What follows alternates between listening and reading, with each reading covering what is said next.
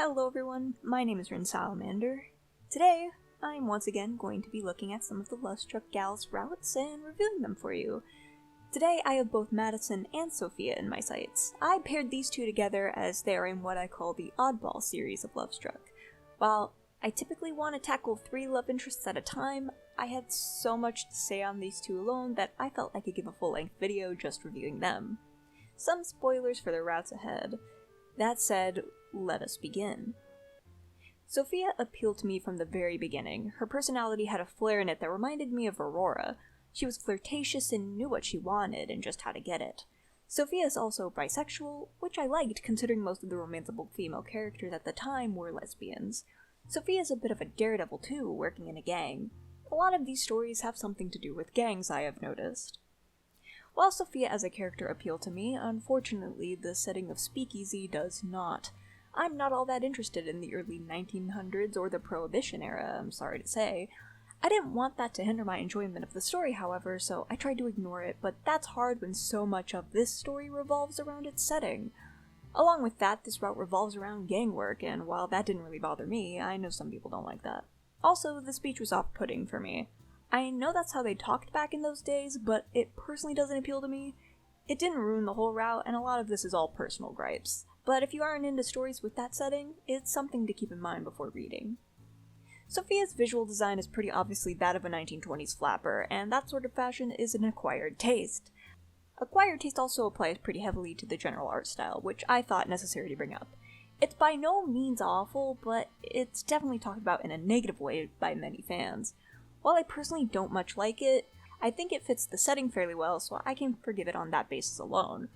What I can't forgive is the MC's knees. Like, they look displaced.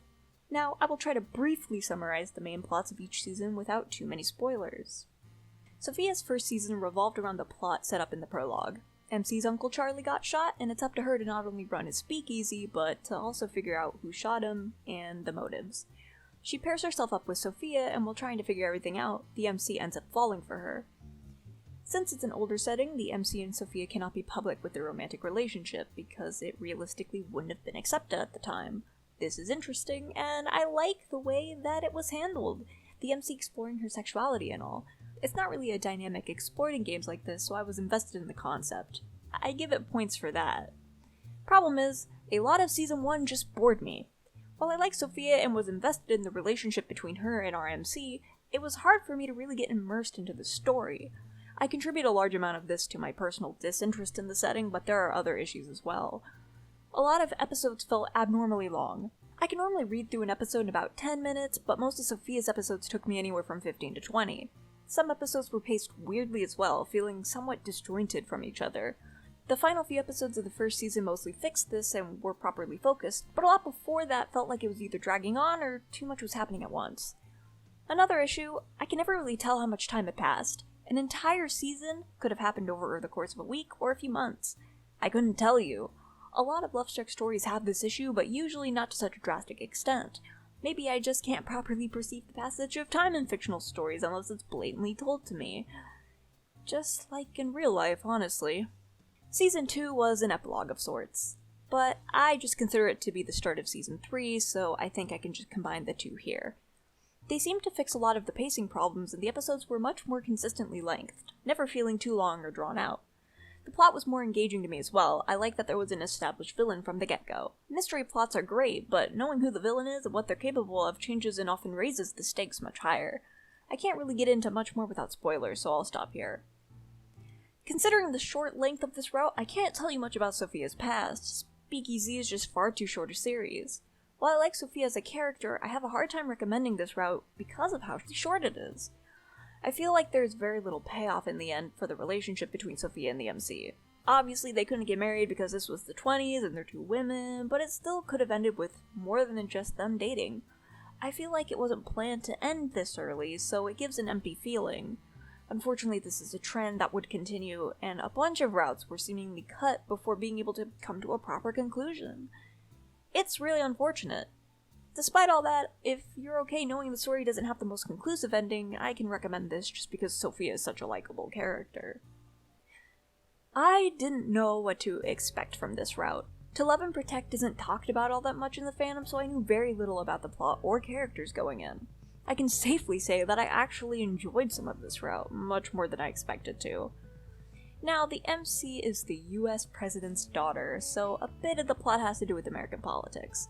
In some ways it is very direct and others less so. I personally found this intriguing as an American myself, but I wanted to mention it for those who maybe aren't American or perhaps would dislike a story with those topics. Along with that, Madison herself does have a role in the government. Madison is an ex-cop, Secret Service agent, then cop again, then agent, then cop. It's confusing, alright? She uses guns. That's about it. I have a hard time placing Madison into any character archetype that you'd usually see in Otome games. She's not really overly anything. She's, in my opinion, one of the most human love interests that I can think of, and I really appreciate that. But that also means there isn't much I can say about her as a character. While I liked her, nothing really stood out as a defining trait, other than maybe her drive to help others. I think she'll always be overshadowed by the more flashy love interests who have something striking that defines them. Like the other cop, who's also a werewolf. You know, just as an example. I honestly think the plot overshadows the romantic aspects of this route, which I'm not sure how they managed to even do that, but I'm not complaining? Or maybe I am complaining. I don't really know how I feel about it, to be honest. Before touching more on the plot, let's talk about visuals. Madison is a buff lady with orange hair. She's also drawn in what is, in my personal opinion, a rather unappealing art style. I really tried to like the art, but it's just odd. Weirdly enough, a lot of the CGs are really nice looking, but the sprites are mediocre at the best of times and downright unnerving at worst. I desperately want Mr. President to stop smiling, and I want Madison's surprised expression to be replaced entirely. It makes her look like a frog? I don't know how, but it does. I think the issue is that it has a semi-realistic proportions, but it has this weird cartoony element added in that puts it into uncanny valley territory. It's a big turnoff, but if you can get past it, I promise that the story is actually pretty decent. Season 1 gets the story started, exploring Madison's character and the general plot. The MC is the president's daughter that no one knew about until this very moment, and she almost got kidnapped a few times, so Madison was assigned to her as a personal bodyguard. If that were it, I'd not really care about this route, or have anything to say about it, because that's a generic plot. However, that's actually just the main overarching plot, which is overshadowed by what is, in my opinion, the much more interesting subplot concerning how drugs and drug addicts are treated by the criminal justice system. Yeah. Even in a series that actually surrounds politics, I was not expecting that in the slightest. The first time they mentioned marijuana by name, I was so flabbergasted I screenshotted it and frantically sent it to one of my friends, telling them how floored I was. It didn't stop there either. As the seasons went on, it just seemed to become more of a focus, which really invested me. They were talking about an issue that translates into real life, and with such focus and intent, I genuinely think that this series deserves more praise for actually talking about a subject like that. I honestly wish that that was the main focus of the whole route, because it was way more interesting than the generic MC gets kidnapped plot, which, unfortunately, I do need to be getting back to now. An investigation was filed due to all the MC's almost kidnappings, so Madison gets transferred back to the police force to help with that rather than be the MC's personal bodyguard. That's about where Season 2 kicks off. At the end of Season 1, MC got for real kidnapped, and then Madison saved her, and was transferred back to being the MC's agent again. Meanwhile, the president is trying to get a bill passed to affect how drug-related crimes are handled. Madison is transferred again back to the investigation, and at some point while the MC is giving his speech, a bomb explodes and she gets injured, which somehow reaffirms Madison's choice to work on the investigation. I mean, I feel like I'd want a personal bodyguard more if I was almost blown up, but I guess that's just a personal preference of mine. Season 3 is a direct continuation of Season 2 and mostly focuses around Madison trying to find the guy responsible for all the attempted kidnappings. The MC receives threatening texts, 2 officers get murdered, and Madison doesn't know if she should stay on the Secret Service team or in the police force. It's a really weird season, honestly. The drug plot also begins to get covered even less, which is sad.